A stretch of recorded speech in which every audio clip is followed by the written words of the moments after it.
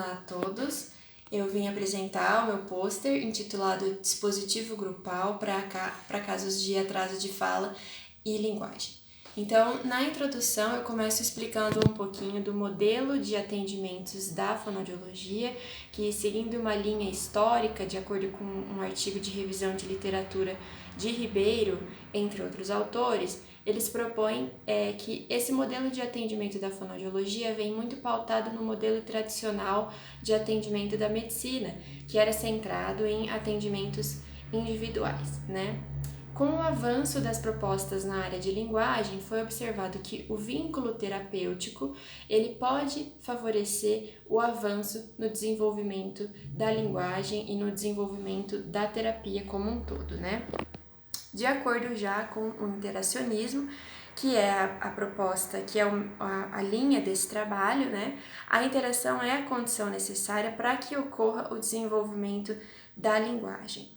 E a fala da criança, inicialmente, ela passa por um processo de especularidade, que é a presença de enunciados que vêm da mãe, que são incorporados, né, esses fragmentos são incorporados na fala da criança. Então, sempre temos no interacionismo essa díade ou mãe-criança, ou terapeuta-criança, que é necessário para que essa criança esteja no caminho do desenvolvimento da linguagem, né? A interação é a condição necessária para isso.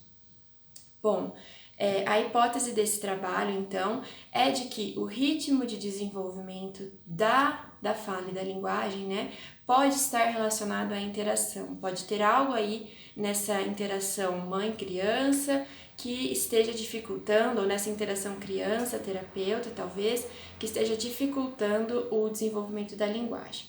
Então, já os objetivos desse trabalho é apresentar os benefícios do atendimento grupal de 4 crianças com o atraso de fala e linguagem, né, que vieram com esse problema, com esse atraso, e também realizar um grupo de mães, um grupo de cuidadores concomitante, né? Então, essa pesquisa é uma pesquisa qualitativa, ela é uma pesquisa transversal e descritiva. Foram realizadas 12 sessões de atendimento grupal com essas 4 crianças e 2 sessões de atendimento grupal com os cuidadores, né? A faixa etária dessas crianças era de 2 anos e meio a 4 anos de idade e foi realizada numa clínica escola de uma universidade do interior paulista. Então, contando um pouquinho como foi esse processo de análise de dados, foi feitas as transcrições das falas dessas crianças, dos pais, e posteriormente elas foram analisadas com um tipo de transcrição larga, né? Então, contando um pouquinho para vocês dos resultados dessa pesquisa, a principal dificuldade das crianças era de fato o atraso no desenvolvimento da linguagem. Após essas 12 sessões, 2 das 4 crianças, elas tiveram alta porque elas conquistaram o que estava faltando nesse processo de desenvolvimento da linguagem, de aquisição, né?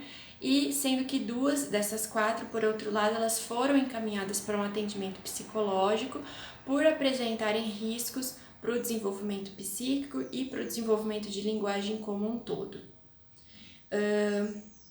Nas sessões de atendimento com os pais, eu como terapeuta que estava mediando esse grupo, tratei de temas como o perfil comunicativo dos pais, a influência que esse perfil comunicativo tinha, a infantilização, e nós também discutimos um pouco sobre os benefícios do grupo de cuidadores, né? Quais os impactos que o grupo de cuidadores tinha posteriormente ali na relação entre aquela criança, entre aquele adulto e aquela criança.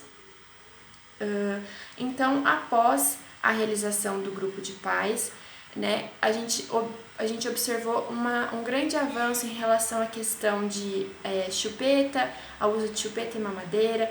A gente observou também avanços em relação ao desfraude. Muitas crianças ainda tinham o uso de fraldas, mesmo com 4 anos de idade, né, o uso de hábitos deletérios, como chupeta, mamadeira, e até mesmo nesse processo de infantilização que dificultava um pouco a criança deslocar-se da posição de infans, né, para a posição de sujeito falante, como diz a abordagem do interacionismo.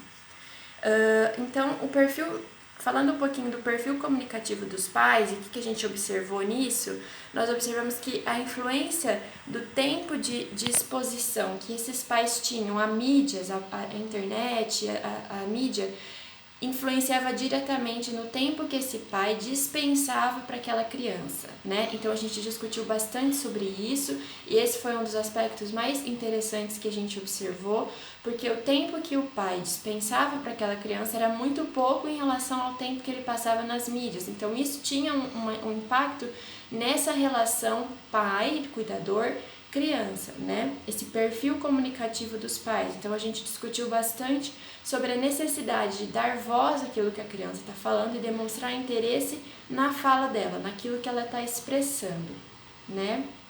Por outro lado, também o tempo de exposição midiática da criança influenciava no perfil dela de fala para com os pais, porque quando ela sentava ali para assistir um desenho, para passar um tempo na internet, ela não precisava falar, né? Ela só internalizava aquilo que estava vindo da mídia e não tinha necessidade de ter um parceiro dialógico ali. Então isso também foi muito importante, a gente sinalizou e apontou a necessidade de uma mudança nesse perfil comunicativo que partiria dos pais e ia influenciar também o tempo que a criança dispensava na internet, né?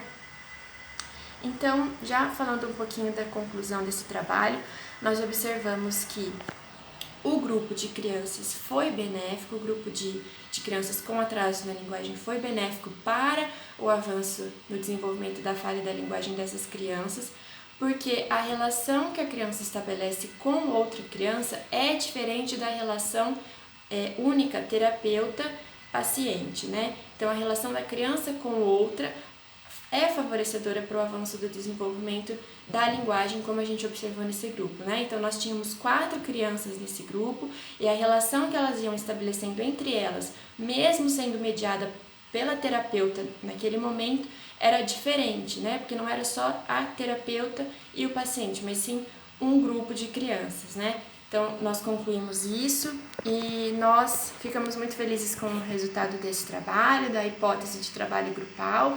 Como eu mencionei no começo, na introdução, foi feito um estudo, né, de revisão de literatura e foi visto mesmo que não tem muitos trabalhos em grupo na fonoaudiologia, ainda menos trabalhos grupais com o tema de desenvolvimento da linguagem. Então, a proposta desse trabalho foi mesmo para a gente ver se isso era válido, se o desenvolvimento da linguagem se favoreceria com o trabalho em grupo. É isso, muito obrigada.